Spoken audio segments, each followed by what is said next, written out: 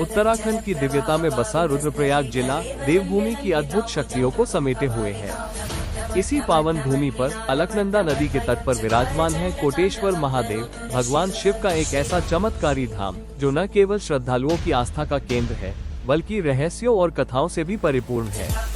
हर वह यात्री जो केदारनाथ या बद्रीनाथ की यात्रा पर निकलता है उसे रुद्रप्रयाग होकर जाना होता है। रुद्रप्रयाग से ठीक पहले दिखाई देता है मां धारी देवी का मंदिर और वहीं से लगभग 40 किलोमीटर की दूरी पर स्थित है यह अलौकिक कोटेश्वर मंदिर। लेकिन ये केवल एक मंदिर नहीं, यह एक गुफा है जहां स्वयं भगवान शिव ने तपस्वियों की भक्ति से प्रसन्न होकर शिवलिंग रूप में विराजमान होने का वचन दिया था। बाद में इस गुफा की रक्षा हेतु यहाँ मंदिर का निर्माण किया गया। दो विशाल पहाड़ियों के बीच से बहती अलकनंदा नदी जैसे इस स्थल की पवित्रता में चार चांद लगा देती है। बरसात के मौसम में जब नदी उफान पर होती है तो वो स्वयं भोलेनाथ का प्राकृतिक अभिषेक करती है। उस समय नदी का वेग इतना तीव्र होता है कि कोई गुफा के पास तक भी नहीं जा सकता।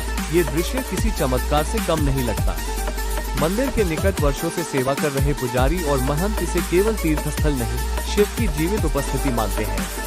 कहते हैं एक समय ऐसा आया जब ब्रह्मराक्षसों का वंश विनाश के कगार पर था। तब उन्होंने भगवान शंकर की घोर तपस्या की।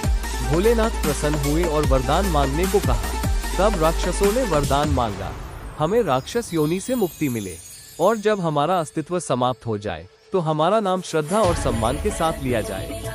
भगवान शंकर ने प्रसन्न होकर उन्हें वरदान दिया और यहाँ एक गुफा बनाई और कहा, मैं इस गुफा में शिवलिंग स्वरूप खुद वास करूंगा और तुम्हें अपने साथ जोड़ लूंगा। जितने राक्षस थे उतने शिवलिंग वहाँ प्रकट हुए।